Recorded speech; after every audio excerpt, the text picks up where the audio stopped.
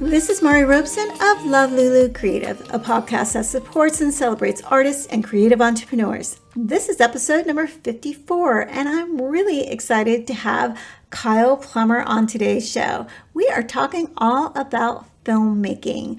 Kyle is an award-winning independent filmmaker based right here on the Central Coast of California. So this was super exciting for me because he's local and we got to talk about the local film scene, and who better to speak with than someone who is on the board of directors for the SLO Film Festival as well as the Central Coast Film Society. So lots of great information just about that. But we also talk about his journey in film personally, and it started really young. When he was 16 years old, he created a documentary called Korea Remembered, where it was so good that the Department of Defense made it into a permanent addition into their historical records. So way to start out the gate really well.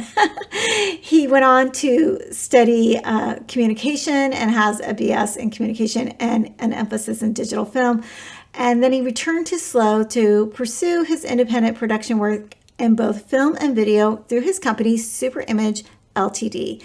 And so lots of good stuff. We talk about a couple of his big projects that he's working on, Becoming Rich, which is an award-winning short documentary. And we also talk about his other project, Sarah. And just, boy, this guy has a lot going on, and he's also giving us a lot of great information. So if you are interested in the film industry, independent filmmaking, this is the episode for you. Please share it with your friends, and I hope that you enjoy it. Stay tuned for episode 54 with the very talented Kyle Plummer.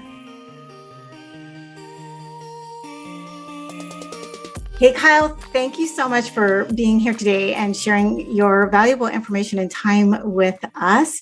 You are a film director on the Central Coast. So I'm super excited to dive into all things about film and about Kyle Plummer and your history and everything. So thank you again for being here. I really appreciate it.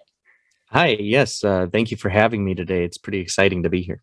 Yeah. So we met a couple of years ago and then COVID happened. We didn't really get a chance to talk, but it does seem like during COVID, it was kind of a good opportunity for a lot of creatives to kind of go inward and think about what they're working on in their businesses. And you have a company here on the Central Coast that's called Super Image Ltd, and you offer filming and post-production, and it looks like you're doing some photography as well. Is that correct?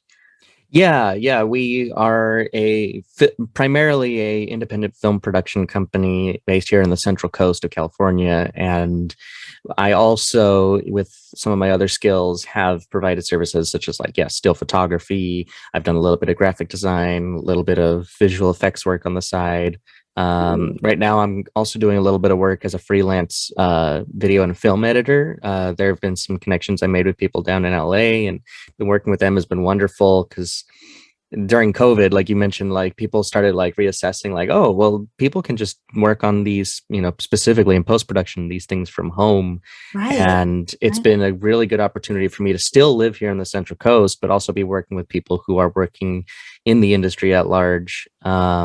Yeah, that's kind of what I do here. Yeah. And so for people who don't know that are listening to this, we on the Central Coast, we're really blessed. We live right by the beach. It's gorgeous. And we are pretty much right between San Francisco and LA. So LA is not too far of a hop for us, but it is definitely nice to stay here by the beach and work instead of having to drive into LA. So I'm happy to hear that. That's really cool that you've been able to kind of branch out your services virtually. I love that. Yeah, it's been, when COVID hit, we were at the end of 2019, we were trying to get post-production finished on a film we were working on, and we were all prepped for we're going to screen it, we're going to take it around to festivals, etc. in 2020.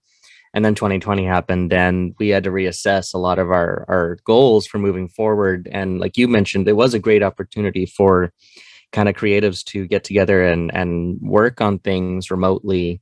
I remember right at the beginning of the shutdown, there was this great video contest put on by MusicBed. They provide royalty-free music and sound effects and post-production assets.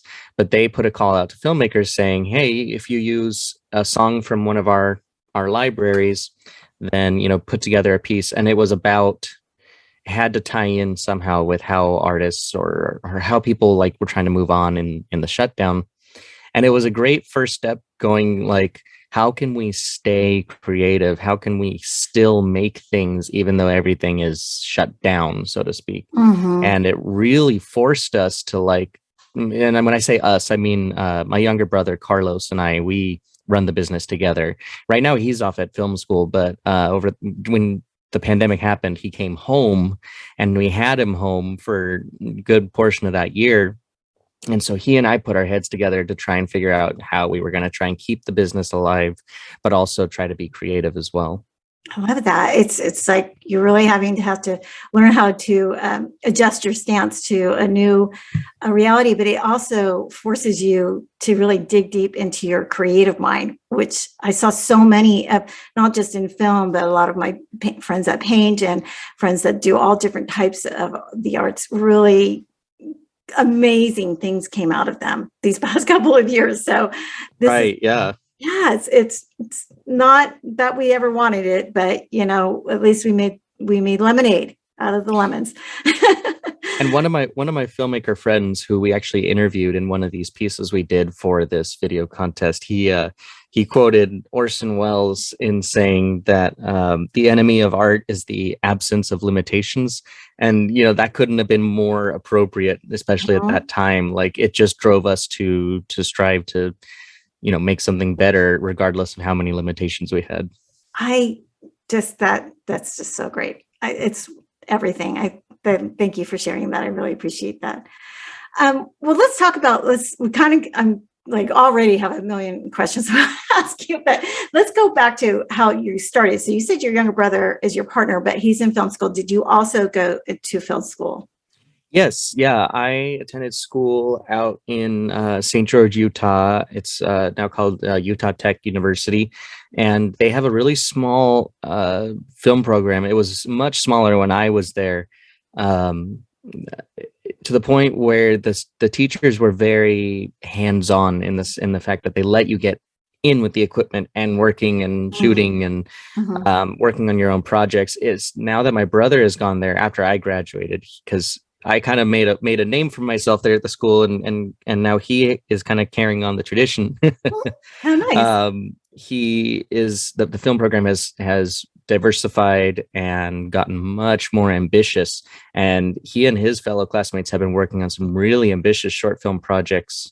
And it's been really kind of cool to see that happen. And while he's at school now, then I'm here trying to make sure the business gets its feet rooted in here in the Central Coast, so that by the time he graduates, we can really just take off running.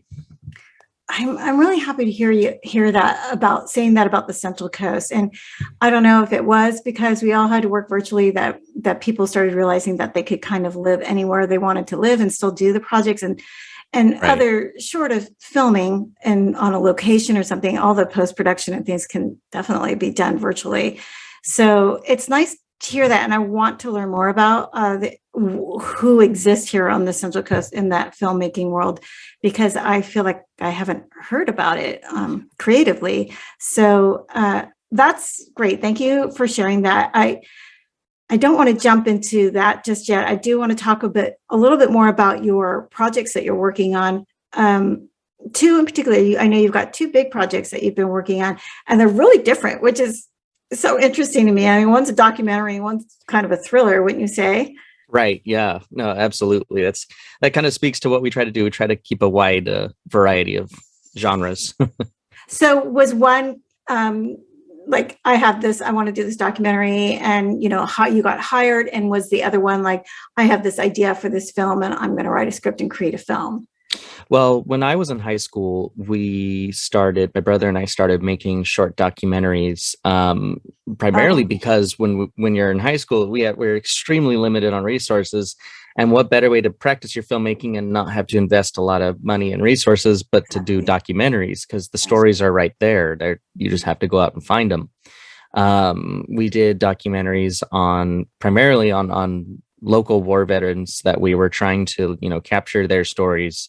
Oh, I wish you would Um, have done my dad. He was a World War II vet. He had all oh, that kinds is of so stories. cool. Yeah, that's the kind of thing we love to capture, especially those World War II veterans and the Korean War veterans as they started, passing away. We just wanted to make Mhm. sure that those stories got cemented, somehow, Yeah, because there yeah. were a lot of local veterans here who were just really wonderful, and they loved having the opportunity to speak to a young person like myself, Mm. um, and keep that history alive. But as we kept going and kind of getting more into documentary filmmaking, we still wanted to do narrative shorts. That definitely is our bread and butter, what we want to strive for. But we met Rich Ferguson, he doesn't live in the Central Coast anymore, but at the time he was living in San Luis Obispo. And I mean, he's a big time magician, mentalist. Um, Now he specializes like in body language reading and stuff like that, where all his magic, quote unquote magic, is actually based on how he like psychologically messes with you. That's his specialty, and he's just fantastic. And He is he's been super on talented. Yeah. yeah, he's been on, I mean, the Jay Leno show, he's been on Ellen DeGeneres show, he's been on so many different big time appearances, and does massive events where he just wows people all the time. And we met him, and he lived here in SLO, and we reached my brother Carlos. It was his kind of project that he spearheaded, and he reached out to him and got that documentary rolling. Carlos did all the interviews, did all the filming. I came home from one of my semesters over the summer, and we just put our heads together and really cut together this documentary, and we're very proud of it. It's definitely um, a fun one that we've worked on, and the first time we've actually worked with a local composer. So kind of tying into like the local artist community, there's a composer we work with. His name is Brooke Monroe, and he lives in the Central Coast here, and he's working as a independent film composer regularly now. And we kind of collaborated with him on this project as he was getting his bearings in the area. And then from there, that built a good like working relationship, that not only did he score Becoming Rich, which that's the name of the documentary about Rich Ferguson, but he ended up going on to score Sarah, which was the feature film, the thriller you were talking about. Yeah, I was going to ask you about that because I did see there's quite a bit of music in that film. Mhm. So that's very interesting. Yeah. Yeah, and so that was a film that was my thesis capstone project over at the university, and my teachers all hated me because I he said I'm bringing in a 55-page script. And they were all like, "You sure you don't want to do anything shorter?" But no, I got a lot of support on it, and it was a great experience being able to do that as a student, and then bring it home after I graduated, and really just spent like a year and a half just doing intensive post-production work on my own, and working with Brooke, the composer. It was the first time he had scored what was technically a feature. So it was new territory for both of us. So we both kind of pushed each other, and the end result we're both very, very proud of. I still feel like, again, back to the limitations, I wish I had more in terms of resources to actually produce the film. But as Mm. far as the score and the post-production side, I'm extremely happy with that. I mean, Brooke did a fantastic job. In fact, I think the score is actually it's on Spotify, and it's on That's great. I will uh link to, I'll link all of this too. yeah, So no, you can go absolutely. listen to it. So is Becoming Rich, is that out now? It is. It's complicated right now. We're assessing how we want to make it more readily available. At the moment, it is available. If you go to our website, superimageltd.com, it's available on Vimeo on demand, for Okay. both rental and purchase. As well as the score for that is also on Spotify. Brooke has a really thriving Spotify channel. That's awesome. Okay, so that's interesting that you brought up Vimeo because I've noticed a lot of people who are in the film industry use Vimeo as opposed to YouTube for like the Yes. reels. And is there a reason for that? Well, in terms of like, especially like sending links or embedding on websites, it's just much cleaner. There are no ads, that kind of Oh, thing. I see. YouTube is obviously, nice for just getting it out to the widest audience possible. And there's a lot of benefits to that. And YouTube has really cleaned up their act in the past, 5 years or so. They've really stepped it up as far as being a good hub for creative content. But Vimeo has always been kind of the go-to because it's such a professional standard that they uphold. And I've always been really happy with their service as far as uploading content, being able to send stuff to clients privately. That's why we generally use Vimeo more often. Yeah, that's interesting. It seems very specific to the film industry too. Mhm. I noticed for probably for that reason. So thanks. Yeah, For if you want to find question. some really awesome short films there, just go to Vimeo. There's always something great there to see. Right. Yeah, that's where I was looking because I am working on a short too, but it's an animated short, so stop Oh, motion. yeah. So I was kind of seeing what was there, what was around, and that's the rabbit hole that I went down and landed. Yeah. In The Vimeo rabbit hole. Yeah, and then I started seeing all these other filmmakers. And I thought, oh, that's pretty cool. Good to know. Okay, well, let's talk about Sarah a little bit. Is that a screenplay that you wrote? Yes. Yeah, I wrote that over the course of my time at the university. And I say it took like 3 years to write, but I say that because it took me 3 years to figure out what I wanted to write. It was originally envisioned as a completely different project. That kind of just evolved over time. I kept a lot of the characters as I kept writing draft after draft, but it just evolved into something different. And I'm glad it did, because I look back on those early drafts. I'm like, oh yeah, Kyle, what were you thinking?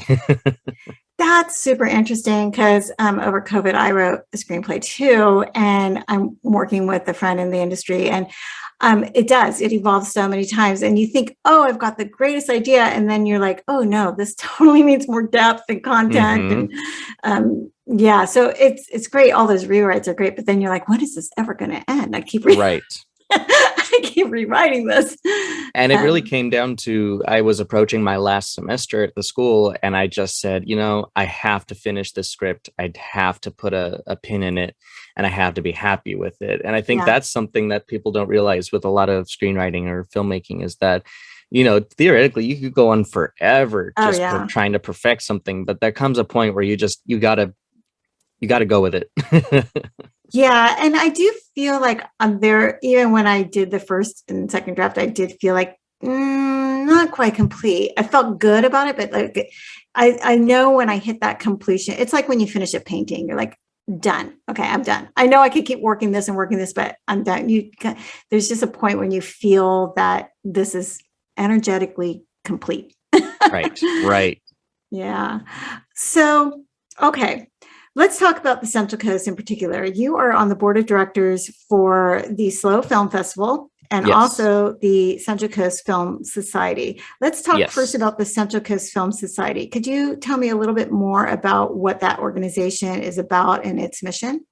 Yeah, they're a very exciting group that I discovered a few years back. As soon as I graduated, I came back home and kind of tried to reassess what I wanted to do. My goal here, since I was in high school, was to establish, my business, Superimage Ltd, as a sort of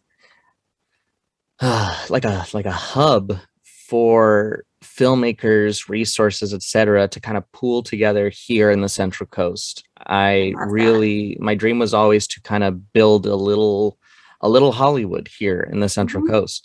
And as I went through school and as time kept going on, I started hearing more and more people say, oh, I'm moving up from LA to the Central Coast because I want to get out of LA, or I want to go work somewhere else, and then they come here, or they retire. Maybe they retire here. Like, I'm talking like an early retirement, someone who's been successful in the industry, and they're like, I want to go live somewhere nicer. So they come and live here, but they're still creatively itching to work on things.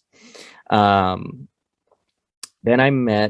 I found through some happenstance, I believe it was through Facebook, this group, the Central Coast Film Society, and I was like, I'm gonna go check out one of their meetings, because it was open to the public. It was like everybody get together, a mixer, And I met the people there, and I just absolutely fell in love with it. And they were like, well, we're looking for a new board member. Would you like to join? We need some And young blood. yeah, it was perfect timing, and it ended up being just absolutely great. And their mission, the Central Coast Film Society, is to do exactly that, build that film community here in the Central Coast. Right now, we are doing a lot of work to try and highlight the history of the different films that have been shot here in the Central Coast, to kind of prove that, like, hey, this is not that far-fetched. Like, films have been shot here, film can happen here. And to also then build a sort of social network of people who live here, want to work here, or people who visit here frequently, and then they connect with people that live here, and then they know, oh, okay, my next project, I know I can take it up there because I have connections up in San Luis Obispo. Right. And it's been really great seeing that actually start to happen. I mean, even despite COVID kind of slowing things down, 2021. Actually, I would think COVID kind of would speed things up, because now you can work virtually and so connect Yes, easily. yeah. And 2021 was a great year for Central Coast Film Society as far as kind of getting a good footing. And I feel like they're getting, it's just going up from here. 2021, we did a few mixers, specifically involving this one place called the Slow Backlots. It's a new location that opened up in San Luis Obispo that it's basically a studio space. They've got a 2-story building. The bottom floor is, all studio, and upstairs is like a sound recording booth and editing workstation. And so Central Coast Film Society partnered with them, and we're trying to do more events with them in the future. Central Coast Film Society also we did a screening of The Rocketeer in November to celebrate the 30th anniversary of the film. But because it was shot in Santa Maria at the old airport, and which is now the Santa Maria Museum of Flight, I believe is what they call it.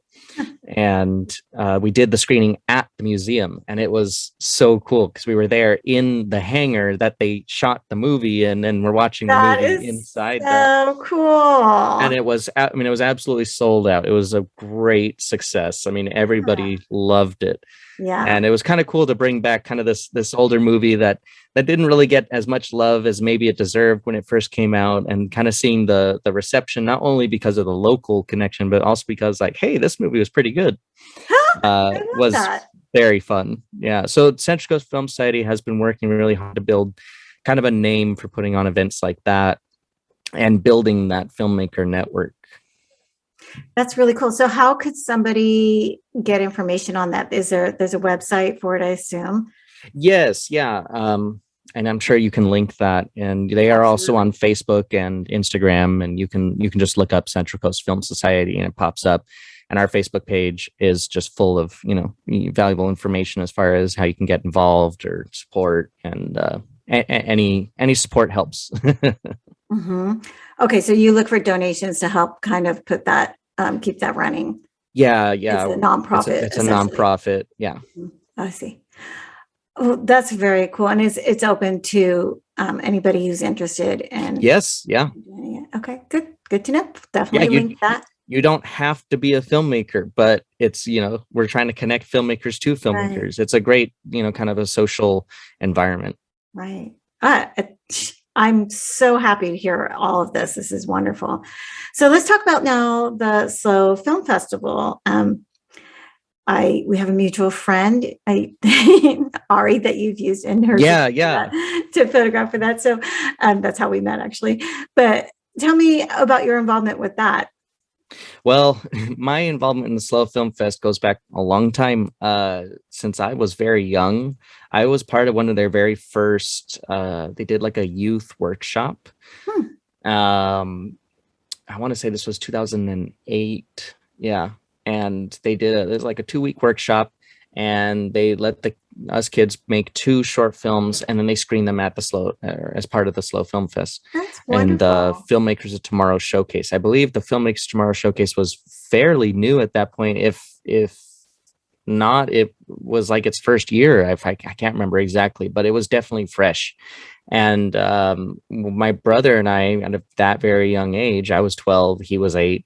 We just started making short films, and we were in the Filmmakers Tomorrow showcase in 2010, 2012, and then a few years after that, just kind of growing up through high school. So we've always been connected with the festival, and the people there at the festival always kind of knew us. It was like, oh, Kyle and Carlos, they have another film in Filmmakers Tomorrow. How exciting.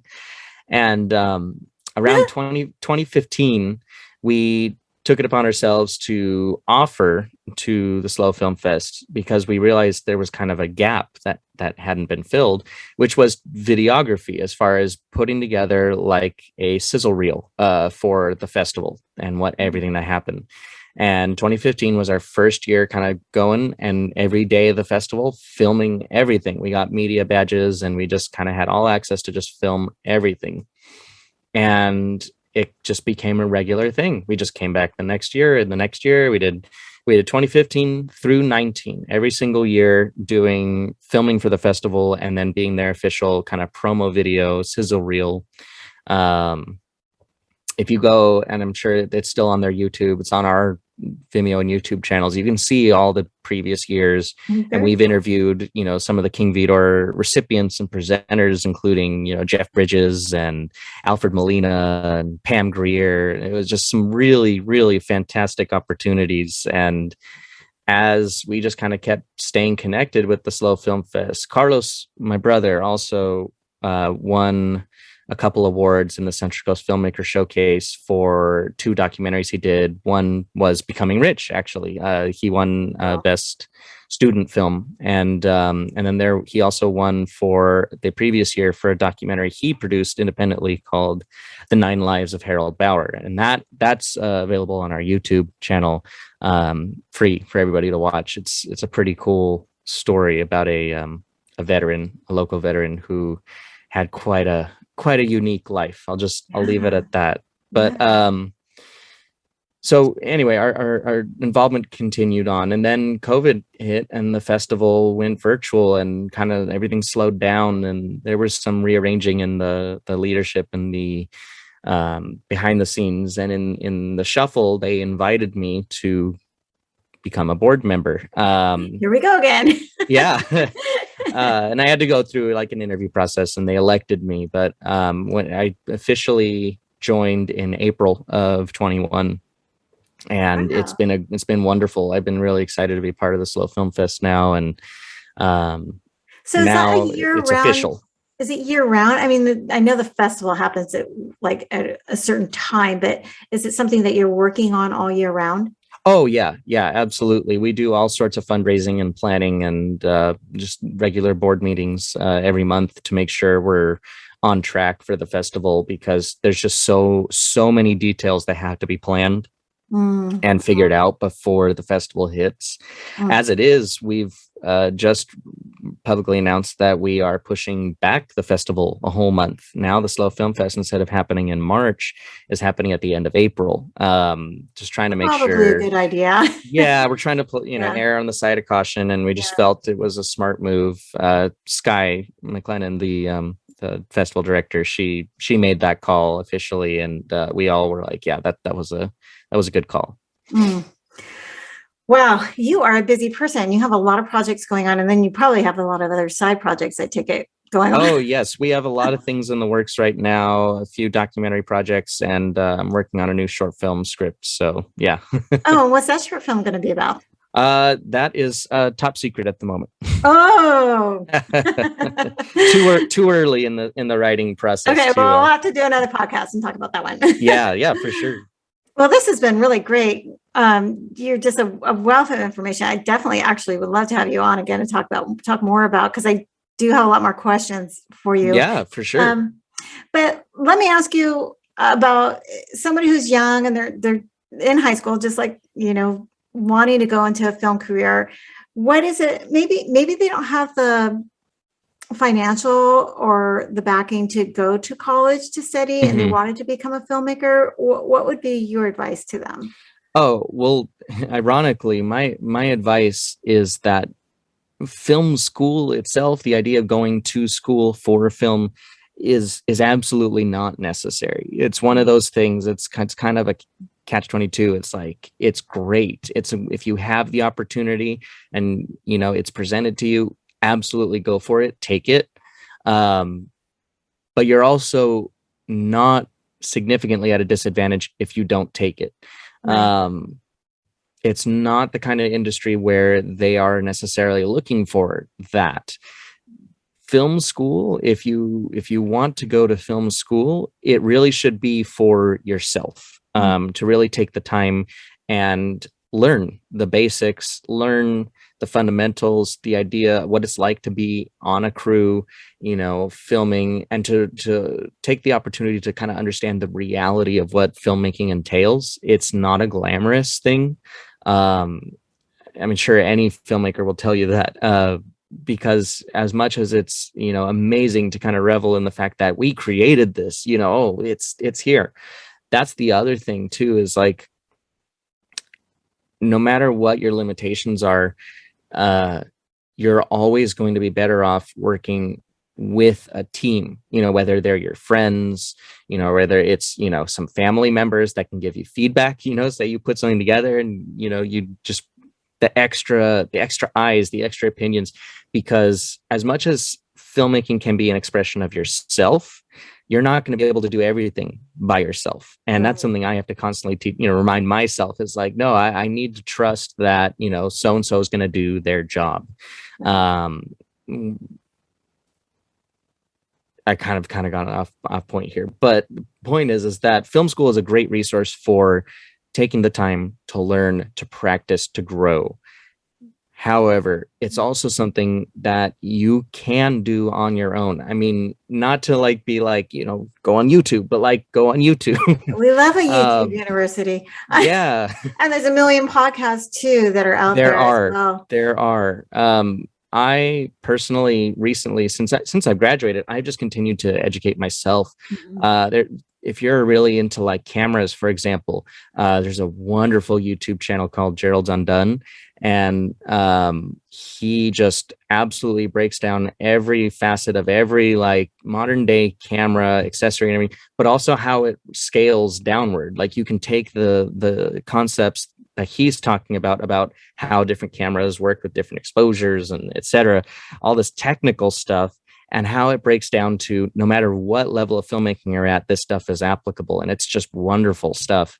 And then podcast wise, you mentioned Academy Award winning cinematographer Roger Deakins. He has a podcast that he does with his wife. They put it on hold now because they're kind of back working again. But during the pandemic, they started a podcast and they just started interviewing people they've worked with. And I mean, you're talking, superstar directors, cinematographers, editors, some big name actors and everything. And they just, they're hour and a half long episodes of just absolute wealths of knowledge, just great stuff to just sit down, listen, take it in. And there's more film school in some of those episodes than, you'll probably get out of film school. That's kind of the amazing thing about it. Hearing them interview the Joel Cohen, the Coen brothers, and just how they got their start. That's just beyond educational. That's just inspirational at that point. It's amazing stuff to listen to. So the resources are out there for sure. And it's interesting when you listen to all of those stories, everybody's story is so different. There is no one way to go make a film. There's right. really Yes. A million different ways to make a film. It's the most interesting industry in the aspect of that there is no XYZ to follow. You just got to figure it out on, especially I nowadays. Yeah. I agree. There is a part where you do need to start meeting some other people that you can collectively work together with, which is why I'm really happy to hear about the Central Coast Film Society, because you can write a script solo, you can, concept all your storyboards and do all of that solo, but there is a point when you're actually needing to create something that it gets a little bit bigger than just you. Yes, that's the hardest part about film, in my opinion, is the fact that In I have to comparison to a agree. lot of the other art forms, it's really the one art form that you really do need People. more than one people. Yeah, yeah. I mean, at the very least, you need someone in front of your camera, Right. so. Right. Right. And I mean, Yeah. actors too. Like, if you want to reach out, someone who shoots, get together with them and be like, hey, you want to work on something? Let's do this. Let's figure out a way to make it happen. If Mhm. you have a story you want to tell, I mean, there are people probably around you who would love to help you tell it. Oh, well, I have a great story, but unfortunately, I want to do it in stop motion. So let me pick the most specialized industry of the film Right. industry that's so No, and complicated. I have mad respect for stop motion animators. They are a different breed, but they are fantastic. It's also all over. There's a big spectrum. Like it's just all over the place with it. Yeah. But it is a pretty small industry that I'm seeming to find out. Anyway, that's neither here nor there. We're talking about you. So, um, best advice that was ever given to you. Oh boy. I was at a conference for a scholarship that I had in Hollywood, and they got a speaker to come kind of give a good little inspirational talk to the students. It was a media and entertainment summit, and they got screenwriter Roberto Orsi, who's a big time screenwriter. He's worked on some major films like The Amazing Spider-Man and Very some of the cool. Transformers and Star Trek movies. But he gave a piece of advice that kind of really resonated with me. Was, and he was speaking from a writing perspective, but it applies to everything. He's like, write the most like awful thing you can think of. Just get it out of your system.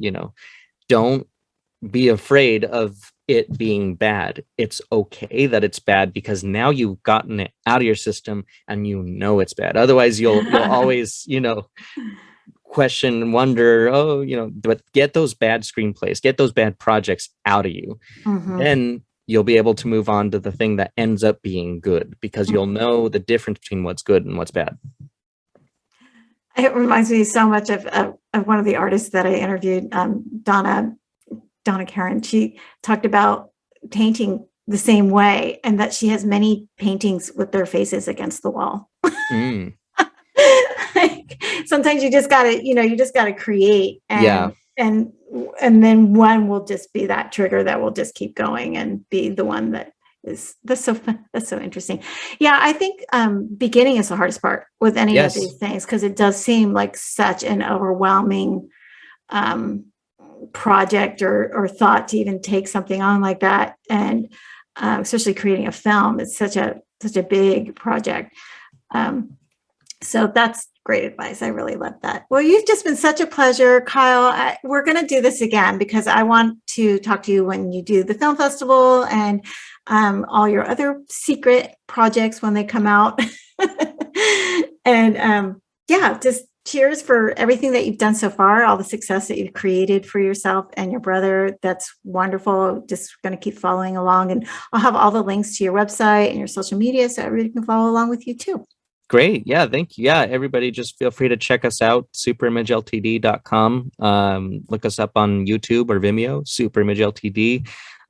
We try to keep everything pretty current there, and have all our links there too. So yeah, thank you. Yeah, it's great. It's great to connect with you, Kyle. Thank you so much.